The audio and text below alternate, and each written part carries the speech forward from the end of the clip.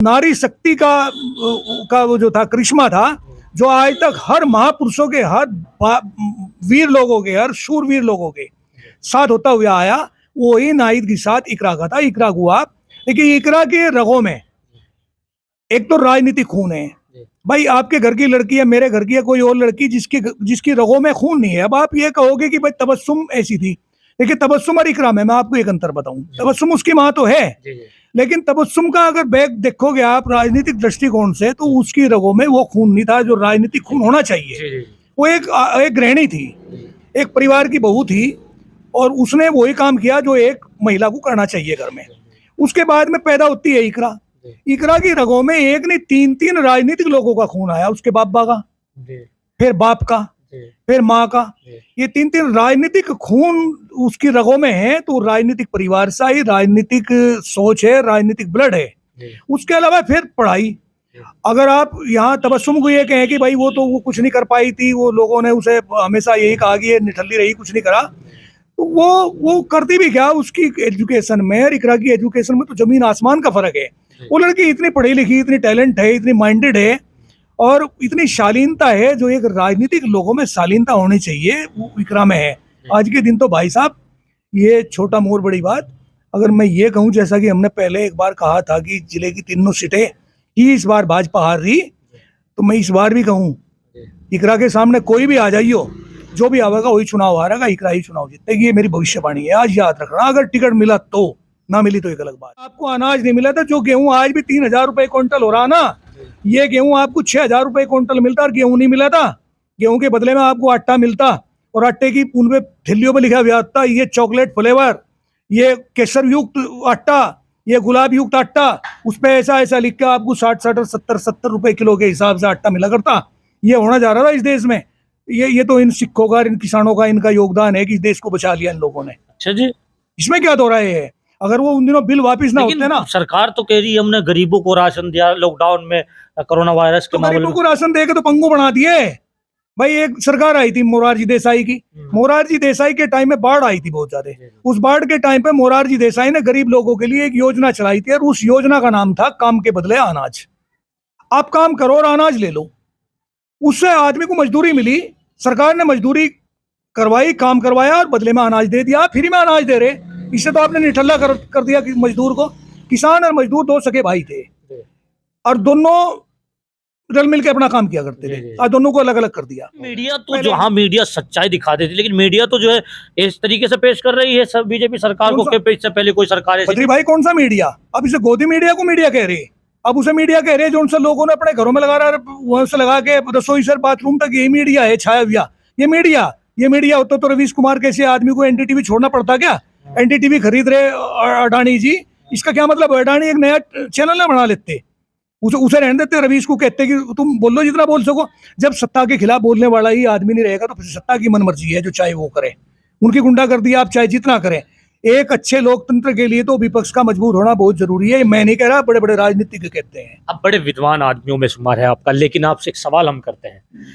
ये मीडिया तो, गोदी मीडिया तो चली गया, लेकिन जनता भी मानने लगी हर मीडिया को गोदी मीडिया।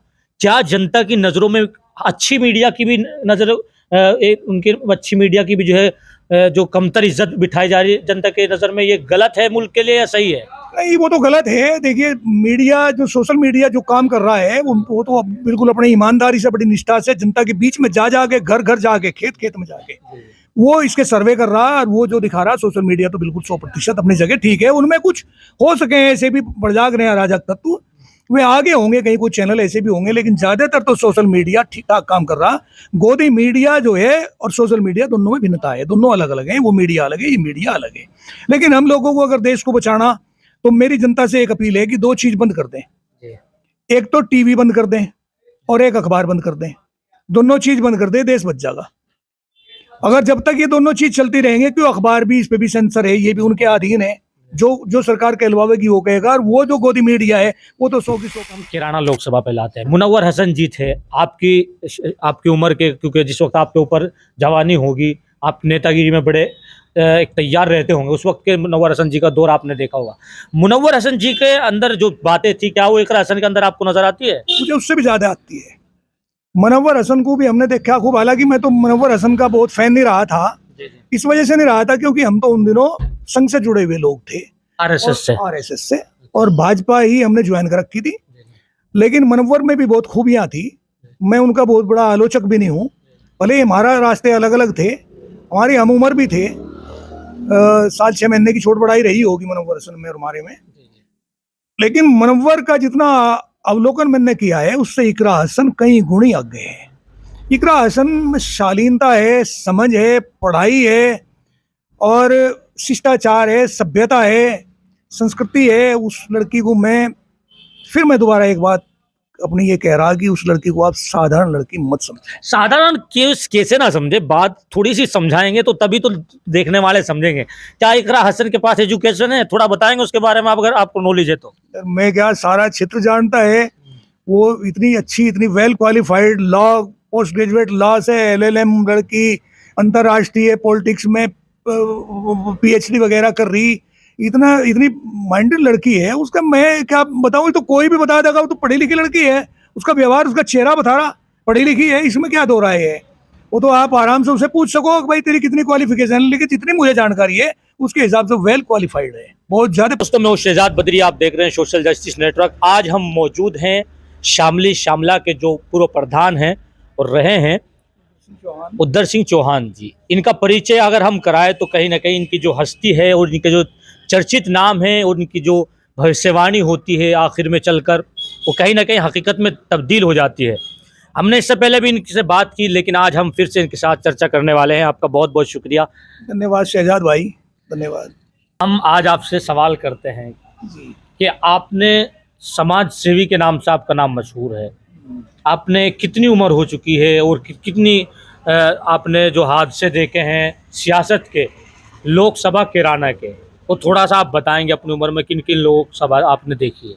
देखिए मेरी उम्र 65 साल की लगभग हो गया मैं, और ये मान लो कि पिछले 40 साल से 25 साल का लगभग मैं रहा हूँगा। जब राजनीति में हमने अपना पदार्पण किया था, लेकिन उस लेवल की राजनीति तो नहीं, लेकिन हाँ गांव की राजनीति से हमने शुरू कर दिया था, लोगों से मिलते रहे, राजनीतिक लोगों से। इस बीच में बहुत सारे नेता मिले, एमएलए मिले, एमपी मिले, राज्यसभा के मेंबर मिले, लोकसभा के मेंबर मिले, विधान परिषद के मेंबर मिले, बहुत लोग मिलते रहे, अच्छे भी मिले, बुरे भी मिले। वक्त आया गया, ये तो दौर चलता ही रहा। इनमें अच्छे भी देखे, बुरे भी देखे, लेकिन नेताओं से जो उम्मीद हम लोग करके बैठते हैं, ग्रामीण क्षेत्र के लोग बाग कि नेता बहुत काम करेंगे, करते नहीं। नेता एक्चुअल में होना क्या चाहिए कि नेता तो लोगों के दिलों में बसने वाला आदमी नेता होना चाहिए, और नेता में वो खूबी होनी चाहिए जो अपनी जनता के लोगों को अपने कंधे पे बिठाने की हैसियत रखे। लेकिन आज के नेता का है क्या कि नेता अपने पैर छुआने के लिए चाहते हैं कि उनके मन में ये रहे कि मेरे पब्लिक आवे, मेरे वोटर आवे, पैर छुएं, या मेरे पैरों का हाथ लगावें, या मेरे बिल्कुल गुलाम बन के रहें। हालात बदल के, पहले के नेता कुछ और हुआ करते थे, आज के नेता कुछ और हैं। वो बात नेताओं वेताओं में रही नहीं। हमने तो बहुत सारे काम करवाए बद्री भाई, विकास के। अपने टाइम में मुझे सन 88 में प्रधान बनने का मौका मिला। अपने गांव में एक शुगर मिल लगवाया। क्यों, बड़े पिछड़े हुए क्षेत्र के लोग भागते, मोनेट इंडस्ट्री का शुगर मिल में 533 बीघा जमीन हमने अपनी कलम से दी लीज पे। उसके बाद में 132 केवी का बिजली घर लगवाया। पानी की समस्याएं थी, 33/11 के लगवाए। गांव में हाट पीट, मंडियां, गरीब लोगों को आवासीय पट्टे, खेत के पट्टे, लोगों के बहुत सारे लोगों को नौकरियां दिलवाई। राष्ट्रीय पिछड़ा वर्ग वित्त विकास निगम की मैनेजिंग डायरेक्टर सुजाता चौहान को सन 95 में बुला के करोड़ों रुपया बहुत ही कम ब्याज पे लोगों को बंटवा दिया था उनके व्यवसाय शुरू करवाने के लिए। बहुत सारे लड़कों को रोजगार दिलवाए, बहुत कुछ किया। जितना करना चाहिए था एक आदमी को, जो करना चाहिए वो करना किया हम लोगों ने। लेकिन हम बहुत छोटे स्तर के नेता थे, हम तो केवल ग्राम के प्रधान तक रहे। और जो आज के नेता हैं, हाई लेवल के नेता, उनसे जो हम लोग उम्मीद करें वहाँ उस उम्मीदों पर खड़े नहीं उतरते, अपने घर बढ़ने तक रहे। अपने मान बलोबल के लिए वो हर वक्त उसमें डूबे रहे कि पता नहीं क्या उन्हें क्या मिल गया, क्या नहीं मिल गया। वक्त है, ये अभी घोर कलयुग चल रहा है। इसमें तो ऐसे नेता ईसर सब जो रहे, जो जनता के बीच में नहीं जाते, किसी और के नाम पे चुनाव लड़ रहे, और यही हो रहा है नेता के बारे में। तो नेता तो है ही नहीं। नेता की तो मैं आपको बताऊं, आज नेता नाम को तो कलंकित कर दिया। पूरी दुनिया ने केवल एक भारतीय आदमी को नेता मानना था, और वो नेता था नेताजी सुभाष चंद्र बोस। सुभाष चंद्र बोस के बाद के नाम में तो अनेकों नेता ही नेता आ गए, लेकिन सुभाष चंद्र बोस ने कभी खादी के कपड़े भी ऐसे नहीं पहने होंगे, फिर भी लोगों ने नेता स्वीकार किया। नेतृत्व करने की हिम्मत उस आदमी में थी जिसने उस टाइम पर नेतृत्व करते हुए कहा था कि तुम मुझे खून दो, मैं तुम्हें आजादी दूंगा, देश आजाद करवाया था। वो थे नेता। ये आज कहे के नेता ये घर घर में फिरे हैं ऐसे, ये जानते नहीं। आप मेरे जो एमपी हैं, मैं आपको कहूं कि मेरा एमपी मेरे गांव में 5 आदमियों का नाम लेके बता दे और पिछाड़ देगी ये में है, पिछाड़ नहीं सकते। ये वो प्रदीप चौधरी, अब प्रदीप चौधरी है चाहे और भी कोई भी हो, ऐसी वो क्वालिटी नहीं है तो किसी और के नाम पे चुनाव लड़ रहे हैं ना, किसी और के नाम पे चुनाव जीत रहे, टिकट हो गया, चुनाव लड़ लिया, नाम किसी और का, और उसके नाम पे चुनाव जीत रहे। आजकल असल में है क्या भाई साहब, एक कहावत है कि अकलमंद आदमी की खुराक मूर्ख लोग हो। अकलमंद आदमी जो है ना, जो बुद्धिमान लोग हैं, वे रोटियां तो बहुत कम खावे, 2-3 चपातियां कुल खावे, लेकिन वो ना मूर्खों को खावे। और मूर्ख कौन है? मूर्ख मारे कैसे लोग बाग, जो जनता है या इन्हें मूर्ख मान लेते हैं वे लोग बाग। क्योंकि ये देखने में ये आया कि उस टाइम पे जब कहीं कोई गोष्ठी हो, मीटिंग हो, कोई नेता आ रहा, तो एक तो मंच लगा हुआ होगा और मंच के आगे फिर एक पंडाल होगा, पंडाल में दरी बिछी हुई होंगी, वहां लोग बाग अंधाधुंध पड़े होंगे, और वो जो नेता होंगे वो नेता बैठे हुए होंगे मंच पे, गद्दे लग रहे होंगे, बिस्लेरी की बोतल होगी, वही काजू बादाम किशमिश वगैरह रखी हुई होंगी, पंखे चल रहे होंगे, सफेद चद्दर बिछी हुई होंगी। उनका तो शाही जीवन है, राजशाही जीवन वो जी रहे, वो उसी तहत वहां खड़े, और सामने जो बैठे हुए लोग बाग वो केवल धरती पे पड़े, और वे किस लालच में पड़े, उन्हें पहले दिन बनवाई हुई 4 पूरी या 6 पूरी, थोड़ी सी सब्जी सुक्की, एक हरी मिर्च, एक अचार की फांक और एक लड्डू रख दें उसमें, उस डब्बे में बंद करके, वो पहले दिन का हो, उन्हें बांट दिया जा और उन पर लगवाया जा, नारे लगाओ जिंदाबाद मुर्दाबाद, तुम संघर्ष करो हम तुम्हारी साथ है। बस ये राजनीति रहेगी। अकलमंद आदमियों की खुराक मूर्ख लोग बाग हैं, हमें तो मूर्ख समझे हैं लोग बाग। दौर कुछ और चल रहा, वो दौर नहीं रहा बदली भाई। अच्छा जी, बहुत बहुत आपने जो कीमती बातें सुनी, लेकिन दूसरा क्वेश्चन हमारा आपसे ये है कि हम थोड़ा सा लेवल पे, मुल्क की लेवल पर चलते हैं। भारत जोड़ो यात्रा राहुल गांधी ने शुरू की है। आपने जब से नेता की ही बात कर दी, तो प्रधान नरेंद्र मोदी जी, प्रधानमंत्री जी, अभी तो चलिए उनकी माता जी का निधन हो गया, हमने भी बड़ी दिक्कत है, और आप सबको होनी चाहिए, भेदभाव होता है, लेकिन दुख की बात है, माँ होती है। लेकिन जो प्रधानमंत्री नरेंद्र मोदी जी की छवि थी, कहीं ना कहीं क्या राहुल गांधी ने उसको कमजोर कर दिया है भारत जोड़ो यात्रा से? आप क्या मानते हैं? पहली बात तो आपकी बात को, उसी को आगे बढ़ाते हुए मैं भी अपनी श्रद्धांजलि उस माँ को समर्पित कर रहा हूँ। वैसे उम्र भी उनकी बहुत ज्यादा हो गई थी, ये तो शाश्वत जीवन है, जो आया वो जाएगा, लेकिन बड़े दुख की बात है जब किसी बड़े का साया सर पे से उड़ जा तो तकलीफ तो हो ही है, चाहे कोई भी हो। और रही बात यह कि नरेंद्र मोदी जी भारत के प्रधानमंत्री हैं, ठीक है, बहुत बढ़िया है, लेकिन राहुल की छवि जो है, राहुल का जो आज भारत जोड़ो अभियान चल रहा है, इससे नरेंद्र मोदी की नींद तो उड़ी रही, और भाजपा को भारी नुकसान भी इससे होगा, इसमें कोई दो राय नहीं है। पप्पू बनने का समय अब चला गया, उसे पप्पू बहुत दिन तक बनाया, लेकिन हमेशा आदमी पप्पू नहीं बन के रहेगा। अब पप्पू नहीं, अब तो करोड़ों करोड़ों की संख्या में लोग बाग उसके साथ चल रहे, लोग बाग जुड़ते जा रहे हैं, और उसका परिणाम भी है। अभी चुनाव है, हिमाचल का चुनाव है, या आपके एमएलसी इसके एमसीए के चुनाव थे, और आप ये देखिए कि यूपी का चुनाव, यूपी में 3 उपचुनाव हुए, 3 उपचुनाव में एक उपचुनाव को तो आप छोड़ दो, मैनपुरी को तो मैं बहुत ज्यादा तवज्जो इस वजह से नहीं दे रहा क्योंकि वो तो समाजवादी पार्टी की थी, तो मुलायम सिंह की सीट थी, मुलायम सिंह की सीट पे सिंपैथी की वोट मिलनी थी, वो तो उसकी थी डिम्पल की, वो भारी वोटों से जीत गई। उसके बाद में रही दूसरी सीट रामपुर में वोटिंग ही बहुत ज्यादा नहीं हुआ, जब वोट प्रतिशत ही इतना कम हुआ तो वहां अगर भाजपा जीत की कोई बहुत बड़ा तीर नहीं मार लिया। लेकिन सबसे बड़ी महत्वपूर्ण सीट जो थी वो थी खतौली सीट भाजपा की विनर सीट थी, और वो सीट थी जिसपे पूरे प्रदेश का की साख दाव पे लगी हुई थी। वहाँ ये मान लो कि माननीय मुख्यमंत्री महोदय भी आए वहाँ, और बहुत सारे लोगों ने अपना कैंपिंग करी और रहे, लेकिन उसके बावजूद भी वहां भाजपा जीत नहीं पाई। ये सब परिणाम उन्हीं सब चीजों का है। अब दौर कुछ और दूसरा चल रहा, अब वो नहीं रहा, और वक्त हर चीज का हो, कोई ऐसा नहीं कि भाई एक ही चीज का वक्त बराबर चलता रहेगा, है तो समय है, आना जाना है।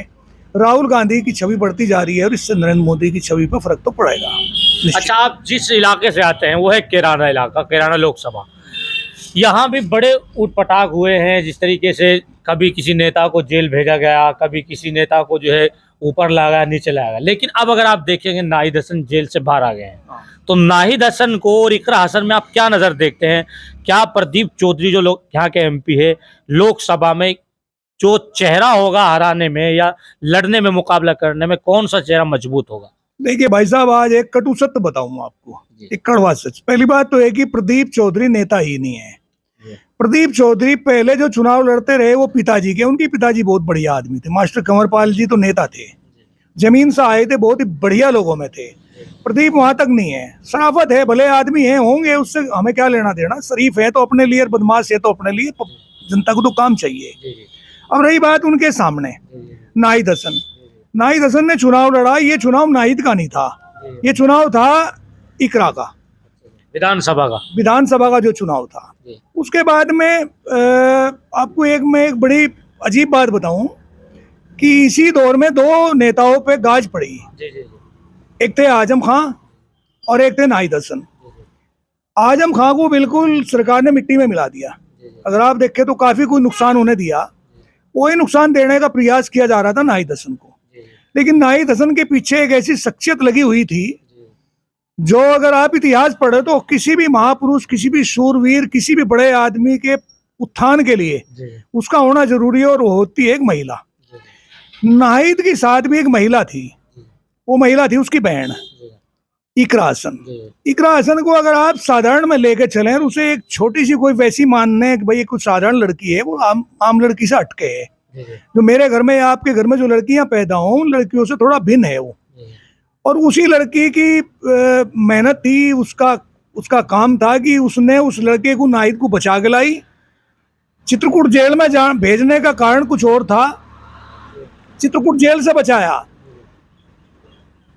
सदस्यता रद्द होने से बचाया, हर मुसीबत से बचाया। और उसने वो अपना जो था शपथ ग्रहण समारोह भी मैं नहीं जा पाया तो शपथ तो ले ली, शपथ भी ले ली, काम भी शुरू हो गए। वो उस नारी शक्ति का वो जो था करिश्मा था, जो आज तक हर महापुरुषों के, हर वीर लोगों के, हर शूरवीर लोगों के साथ होता हुआ आया। वो ही नाहिद के साथ इकरा का था। इकरा को आप देखिए, इकरा के रगों में एक तो राजनीतिक खून है। भाई आपके घर की लड़की है, मेरे घर की है, कोई और लड़की जिसकी रगों में खून नहीं है। अब आप ये कहोगे कि भाई तबस्सुम ऐसी थी, लेकिन तबस्सुम और इकरा में मैं आपको एक अंतर बताऊं। तबस्सुम उसकी माँ तो है, लेकिन तबस्सुम का अगर बैग देखोगे आप राजनीतिक दृष्टिकोण से, तो उसकी रगों में वो खून नहीं था जो राजनीतिक खून होना चाहिए। वो एक गृहिणी थी, एक परिवार की बहू थी, और उसने वही काम किया जो एक महिला को करना चाहिए घर में। उसके बाद में पैदा होती है इकरा। इकरा की रगों में एक नहीं, तीन राजनीतिक लोगों का खून आया। उसके बाबा का, फिर बाप का, फिर माँ का। ये तीन राजनीतिक खून उसकी रगों में है। तो राजनीतिक परिवार से ही राजनीतिक सोच है, राजनीतिक ब्लड है। उसके अलावा फिर पढ़ाई। अगर आप यहाँ तबस्सुम को ये कहें कि भाई वो कुछ नहीं कर पाई थी, वो लोगों ने उसे हमेशा यही कहा कि ये निठल्ली रही, कुछ नहीं करा, तो वो करती भी क्या उसकी एजुकेशन में और इकरा की एजुकेशन में तो जमीन आसमान का फर्क है। वो लड़की इतनी पढ़ी लिखी, इतनी टैलेंट है, इतनी माइंडेड है, और इतनी शालीनता है जो एक राजनीतिक लोगों में शालीनता होनी चाहिए, वो इकरा में है। आज के दिन तो भाई साहब, ये छोटा मोर बड़ी बात, अगर मैं ये कहूँ, जैसा कि हमने पहले एक बार कहा था कि जिले की तीनों सीटें ही इस बार भाजपा हार रही, तो मैं इस बार भी कहूँ, इकरा के सामने कोई भी आ जाइयो, जो भी आवेगा वही चुनाव हारेगा, इकरा ही चुनाव जीतेगी। ये मेरी भविष्यवाणी है, आज याद रखना। अगर टिकट मिला तो, ना मिली तो एक अलग बात है। मतलब टिकट मिला तो, इसमें भी आपने थोड़ा शक है? हाँ देखिए, तो राजनीतिक मामला, हम लोग तो टिकट को डिसाइड नहीं करते भाई, टिकट हाई लेवल की बात है, पता नहीं क्या हो। अभी चर्चा ये भी थी कि इनका गठबंधन है लोकदल और समाजवादी पार्टी का, तो संभव तो ये भी हो सके कि भाई समाजवादी पार्टी अगर चुनाव ना लड़े और जयंत चौधरी चाहे कि ये सीट मुझे मिले, तो मेरा ख्याल है अखिलेश जी मना भी नहीं कर पाने कि ये टिकट अगर जयंत के बांटे में आया तो यहाँ हो सके चारू चौधरी भी चुनाव लड़े। जयंत की घरवाली जो है चारू चौधरी, अगर वो चुनाव लड़े तो फिर इकरा और तो उनके साथ रहेंगी, इसमें कोई दो राय नहीं है। इकरा लड़े तो वो साथ रहेंगे, इनका तो गठबंधन है। लेकिन अगर चलिए पार्टी पर निर्भर होता है कि टिकट किसको देती है, लेकिन अगर बात की जाए जनता की, तो जनता की जो ज्यादा दिलों में बात बैठी है, या दिलों में जो चेहरा है, जहनों में जो चेहरा है, वो जयंत चौधरी की बीवी का है, पत्नी का है, या फिर इकरा का? इन दोनों में क्या? यहाँ आके तो अगर आप तराजू पे इन्हें दोनों को रख दिया जा तो क्षेत्रीय लोगों में तो सबसे ज्यादा जो पॉपुलर है वो इकरा आसन है। इकरा का नंबर 1 पड़ता है, और पार्टी है जिसे देगी टिकट फिर वो उसकी अलग बात है। भाई तो फिर अगर जो जयंत चौधरी की पत्नी है उनको टिकट हो जाता है तो क्या फिर ये गठबंधन पे सीट रहेगी या बीजेपी पे जाएगी? नहीं, गठबंधन पर रहेगी सीट, गठबंधन पर रहनी, भाजपा पे तो जाएगी ही नहीं। एक दिन एक करनाल में बैठा हुआ है एक आदमी कह रहा था मुझे ऐसे ही, कहने लगा कि इस बार यूपी में लोकसभा की सीटें बढ़ेंगी। मैं कहा कहाँ बढ़ा रहे भाई साहब, वो भी राजनीतिक आदमी था, कहने लगा बढ़ेंगी इस बार। हमने कहा कि लो हम 3 सीट तो अभी हटा रहे, 3 सीटों को आप जितवा देना, हम अभी बता रहे हैं आपको, 1 साल पहले बता रहे। कहने लगा कौन सी? एक तो कैराना, इस बार भाजपा हारेगी, दूसरा मुजफ्फरनगर भाजपा हार रही, तीसरा बागपत भाजपा हार रही। 3 सीट तो ये बिल्कुल 100% आज के दिन हारी हुई सीटें हैं, अब जो कि बीजेपी की जीती हुई विनर सीटें हैं। तो इसका क्या मतलब हुआ? जनता की आवाज तो देखिए।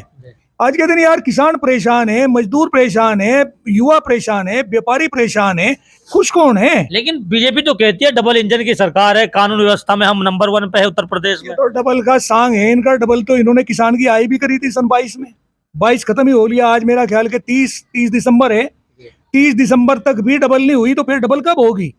डबल कौन सी है? डबल इंजन की सरकार है, ये तो है, इसमें तो कोई दो राय नहीं है। लेकिन डबल काम कौन सा हो रहा? किसान का पिछले साल का पेमेंट तक नहीं हो रहा, इस साल के पेमेंट, इस साल का रेट डिसाइड नहीं हो पा रहा, भाव तय नहीं है, पिछले पेमेंट नहीं है, गेहूं का भाव कहाँ चला गया?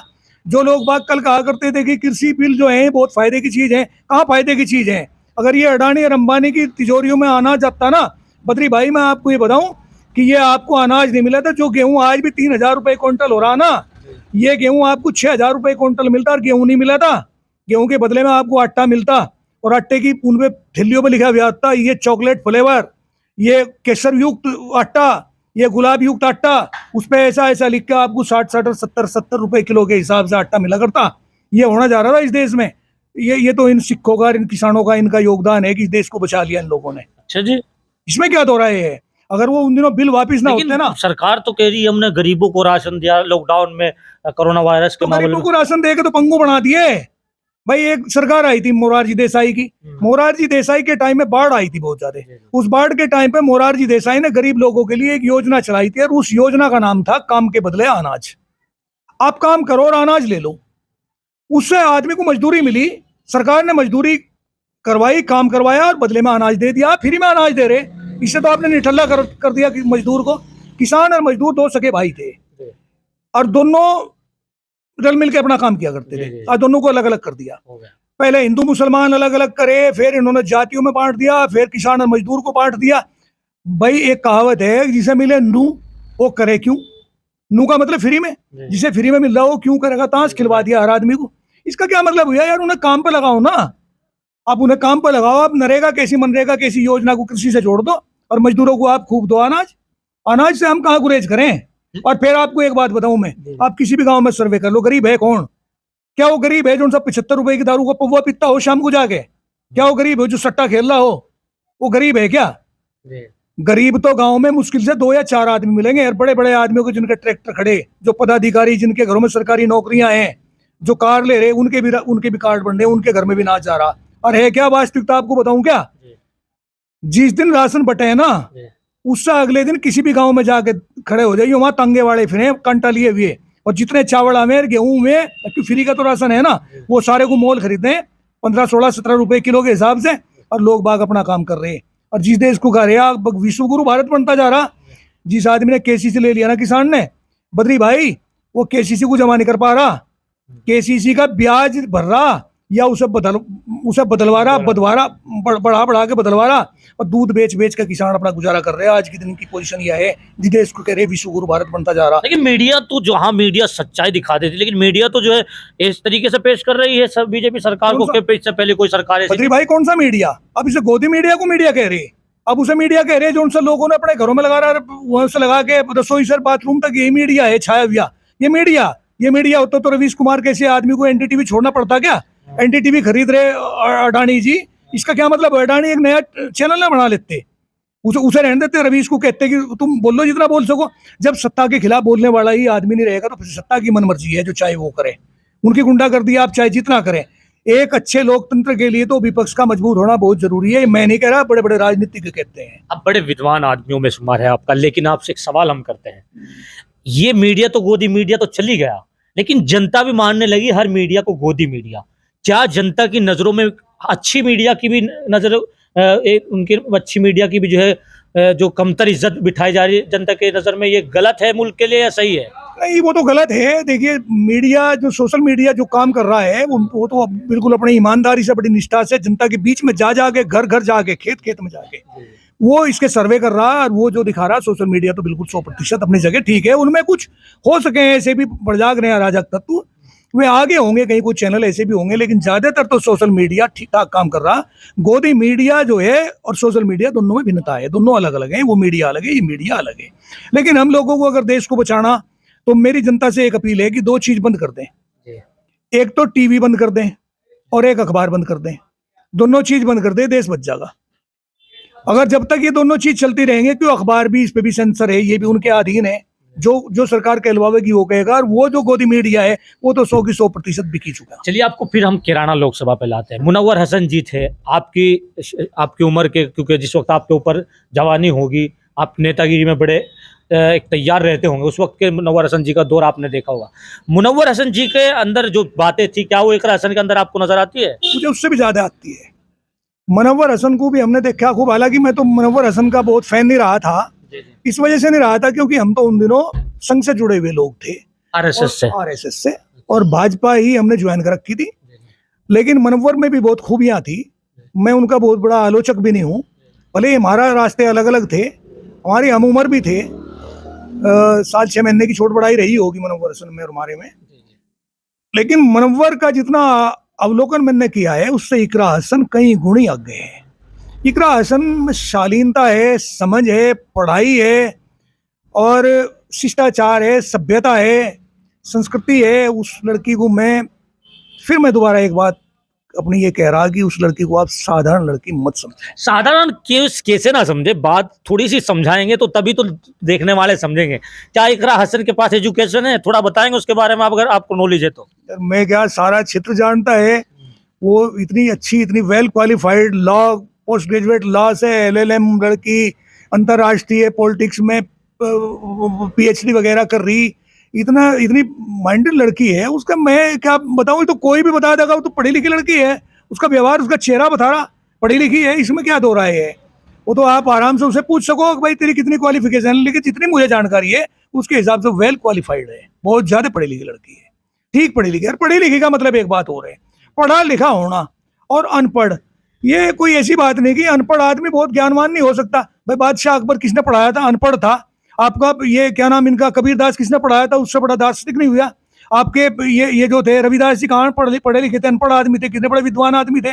पढ़ा लिखा होना और वो जो है अनपढ़ के साथ साथ में, अनपढ़ तो है लेकिन वो परिपक्व तो है, वो कड़ा हुआ तो है। पढ़ाई और कड़ाई दोनों में अंतर है। पढ़े लिखे तो दुनिया फिर डिग्री लिए हुए, लेकिन कड़ना, किसी चीज की तह तक पहुंचना, शालीनता की पराकाष्ठा पे पहुंचना, वो लड़की, मैं आपको फिर कहूं कि मैं अगर आपको उसकी पूरी परिभाषा समझाऊं तो आप समझ भी नहीं पाएंगे, मैं इतने सूक्ष्म शब्दों में समझा भी नहीं पाएगा।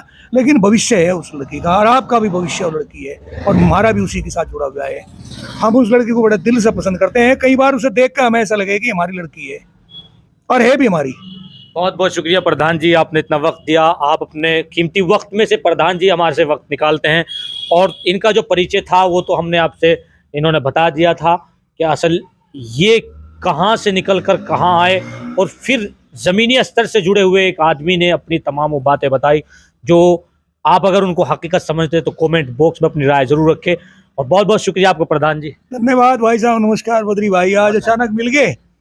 धन्यवाद धन्यवाद धन्यवाद भाई साहब। यही था कि हमारा सोशल जस्टिस नेटवर्क आपको लगातार जमीनी स्तर की वो बातें दिखाएगा जो हकीकत में सच्चे लोग, आज भी बड़े विद्वान ऐसे प्रधान जी हमारे बराबर में बैठे हैं, मौजूद है, और इनसे जो बातें निकलेगी, आप शायद वो बातें किताबों में ना मिल पाए, आज की जो किताबें हैं उन पर ना मिल पाए।